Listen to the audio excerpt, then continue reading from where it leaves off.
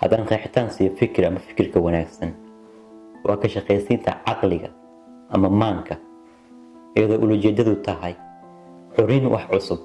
xurintaasina waa inay horseedo horumar shakhsi, bulsho ama deegaanba. faa'iidada fikirka wanaagsan uu leeyahay waxaa la dhihi karaa horumar walba uu shakhsi, bulsho ama deegaan gaartaa wuxuu ka bilowdaa fikrad iyo aragtiyo.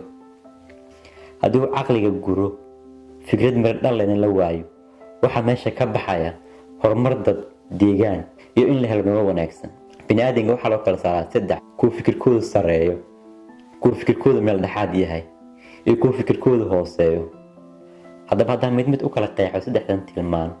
dadka fikirkoodu sareeyo waa dad mar walba ka hadlo fikrado, aragtiyo, kuna mashquulsan inay curiyaan wax cusub, taasoo horseedi karta horumar shakhsiyeed, bulsho, deegaan iyo dalba.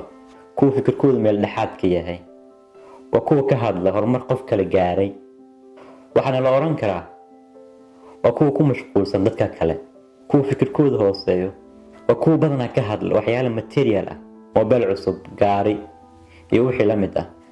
haddaba maxaa loogu baahan yahay qof kale fikirka wanaagsan inuu lahaado? waxaan soo qaadanayaa 3 qodob aan isleeyahay waa muhiim inuu la yimaado qof kale fikirka wanaagsan. qodobkooda aan soo qaadanayaa waa inuu qofku leeyahay daneen, curiosity. daneentaas waa qofku inuu jecel yahay inuu wax barto, ogaado, fikrado ururiyo si uu caqliga ugu shaqaysiiyo. number 2 oo ah qofku waa inuu xor yahay, maskaxdana xor ka yahay, fikirkiisna aan xadidayn urur ama xisbi. qodobka 3aad aan isleeyahay idan waa muhiim waxay tahay qofku waa inuu yahay qof naqdin leh, qof wax diidi kara, critic ah. laakiin waxaa muhiim ah in diidmada aysan ku salaysnayn diidmo shakhsi, qolo iyo wixii la mid ah.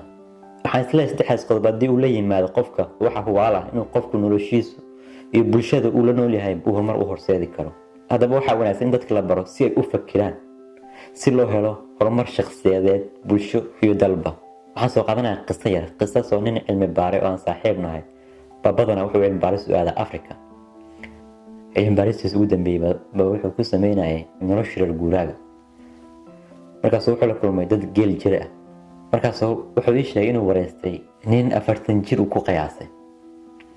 markaas su'aasha uu weydiiyay waxay ahayd awowgaaga reer guuraag buu ahaa? ninka 40 jirkii baa ku jawaabay haa. aabahaaguna reer guuraag buu ahaa? markaas baadana 40 jirkii uu ku jawaabay haddana haa. ma adiga reer guuraag baa tahay buu dhahay? haddana wuxuu ku jawaabay haa. ninka saaxiibkayba markaas wuxuu dhahay u fiirso meeshaas ma jiro wax fikrad ka duwan 40 jirkaas iyo nolosha awowgii uu ku noolaa.